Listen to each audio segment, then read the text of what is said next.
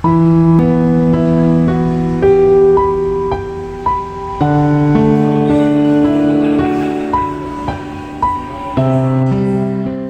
gugatan keponakan menuduh adik kandung sang ayah pemalsuan surat tanah memasuki sidang keempat kali.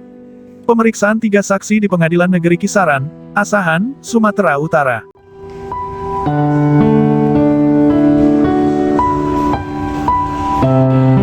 Penggugat Ede Pandiangan menggugat Tiarma Boru Pandiangan, Lumian Boru Pandiangan dan Samin Butar-Butar menjadi tersangka dan mendekam di penjara.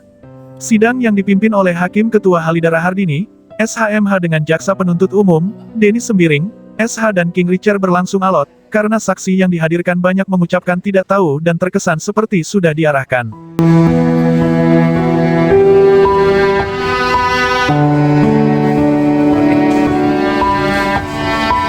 Tuduhan pemalsuan surat tanah sawah yang objeknya di Desa Pakam Raya Selatan, Kecamatan Medang Deras, Kabupaten Batubara seluas 2.400 meter. Kuasa Hukum Boru Pandiangan, Andar Manik, SH, MH didampingi Lili Arianto SHMH dan Marihot Pasaribu SH mengatakan tuduhan pemalsuan surat tanah tidak terbukti, karena sudah diputuskan di Pengadilan Tata Usaha Negara bahwa surat tanah tersebut sah secara hukum. Ditegaskan Manik, bahwa BAP dari pihak kepolisian banyak yang tidak benar dan yang dipakai hanya kesaksian saksi yang diucapkan di Pengadilan Negeri Kisaran.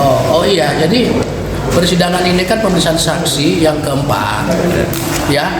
Jadi di persidangan sebelumnya itu pun saksi-saksi itu sebenarnya BAP dengan dakwaan sangat bertolak belakang.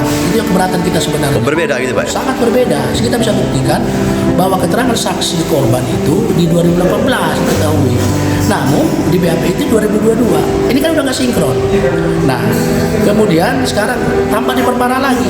Ini BAP benar-benar itu luar biasa bisa naik. Gitu. Bisa naik dalam arti gini, saksi yang diperiksa itu rata-rata tidak tahu, gitu ya. Makanya dengan itu kita berharap bisa dihadirkan saksi perbalisan, kita ungkap, gitu ya. Yang paling krusial alasan kita itu adalah dari berdasarkan BAP. Kenapa BAP?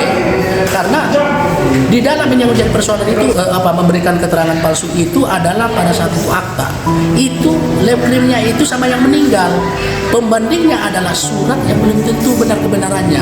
Nah ini padahal dihibah dan juga ada 21 bukti itu di situ yang masih hidup ada, ya. Nah, kalau misalnya masalah kepemilikan, kita itu kan sudah gugat, kita menang di petitum, mengabulkan semua, artinya bahwa proses sertifikat itu dibatalkan yang mereka punya.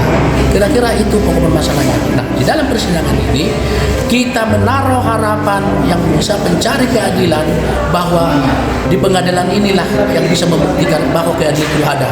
Kita berharap bahwa majelis itu adalah Tuhan yang nyata kita lihat, dan sampai saat ini masih melihat jernih bahwa persidangan itu bisa kita sampaikan apa sesungguhnya. Kita hanya berdasarkan BAP, tidak mereka-reka.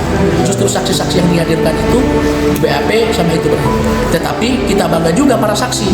Kenapa? Keterangan yang diberikan itu yang diakui adalah di persidangan, bukan di BAP. Saya katakan tidak salah lagi, bukan yang di BAP. Terima kasih. Pak Pandiangan, bisa aku minta keterangannya sedikit Pak? Masalah ini tadi Pak, ini yang Bapak gugat ini siapa Pak? Yang digugat ini? Jarma. Apa hubungan sama Bapak Pak? Hubungan darah sama Bapak? Marga? Sekedar marga kita ya Pak? Pak ada hubungan darah lain gitu? Seperti yang dibilang dia itu, dulu aku ada hubungan sama kau, tapi kalau sekarang nggak ada lagi katanya. Oh gitu. Oke lah Pak. Dia bilang kayak gitu. Kalau dulu aku kemanakan yang kok sekarang katanya kemanakan nggak ada. Oh sebenarnya kemanakan kandung gitu Pak ya? Oh gitu. Iya. Terkait ini tuduhan Bapak ini terkait pemalsuan surat tanah. Pemalsuan surat tanah itu Pak. Ede Pandiangan enggan berkomentar saat diwawancarai wartawan terkait tuduhan pemalsuan surat tanah yang menyebabkan adik kandung ayahnya harus mendekam di sel tahanan di usia yang sudah senja. Dari Asahan, Sumatera Utara, Soleh Pelka melaporkan untuk Bara Pos TV.